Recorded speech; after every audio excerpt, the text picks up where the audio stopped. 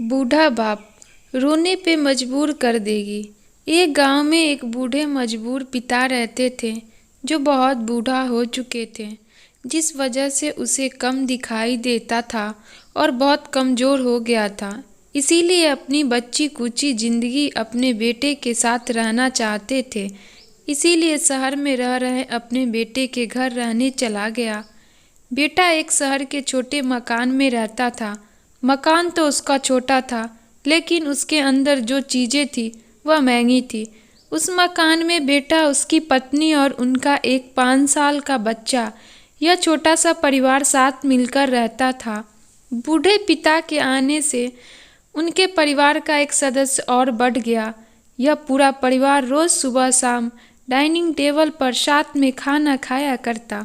बूढ़ा पिता अपनी कमजोरी के चलते हमेशा खाने की चीज़ें नीचे गिराता रहता और कई बार कांच के बर्तन भी टूट जाया करते थे।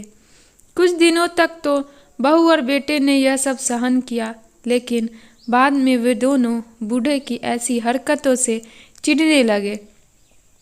एक दिन बेटे ने कहा कि ऐसा कब तक चलेगा, हमें कुछ करना पड़ेगा। उसकी पत्नी भी इस बात से सहमत हुई।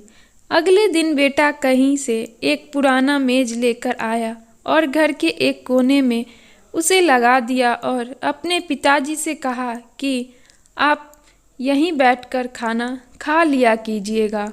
उन्होंने एक लकड़ी का बर्तन भी बनवाया जिसमें वे अपने बूढ़े बाप को खाना देने लगे।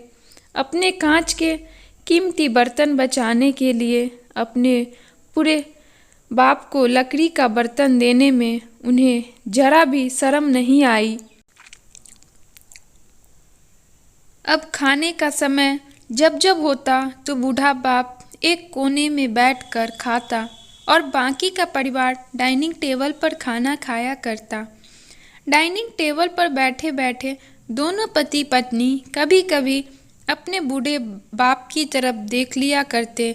बूढ़े बाप की आंखों में उन्हें आंसू भी नजर आते, मगर उन पर जैसे कोई बूढ़े का पोता भी यह नज़ारा हमेशा देखता और वह अपने में ही खोया रहता। एक दिन जब पति पत्नी डाइनिंग टेबल पर बैठकर खाना खा रहे थे, तब उनका बच्चा जमीन पर बैठकर कुछ कर रहा था। उन दोनों ने बच्चे के हाथ में लकड़ी का टुकड़ा देखा, लेकिन उन्हें कुछ समझ में नहीं आया कि बच्चा लकड़ी के टुकड़े के साथ क्या कर रहा है।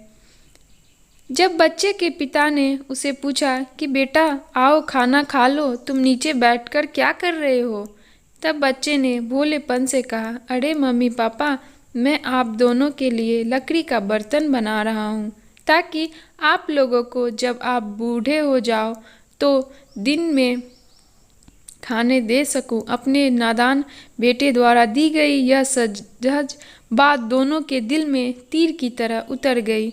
दोनों एक दूसरे का चेहरा निहारने लगे। बिना कुछ कहे ही दोनों की आंखें में पानी आ गया और अपने भविष्य की किताब अपने आप को के सामने खुलती हुई नजर आई। उन्हें समझने में ज़्यादा देर नहीं लगी कि अब उन्हें आगे क्या करना पड़ेगा। अगले दिन कमरे के कोने से वह पुराना मेज हट गया और अब बूढ़ा पिता और बाकी का परिवार साथ में मिलकर फिर से खाना खाने लगे। बूढ़े की कमजोरी की वजह से हो रही गलतियां भी अब किसी को नहीं चिढ़ाती थी। सो गाइस, कैसी लगी आपको ये कहानी प्लीज़ कमेंट करके बताएं। आशा करती हूँ अच्छी लगी हो तो प्लीज़ एक लाइक करना और चैनल पे नए हो तो प्लीज़ सब्सक्राइब करना।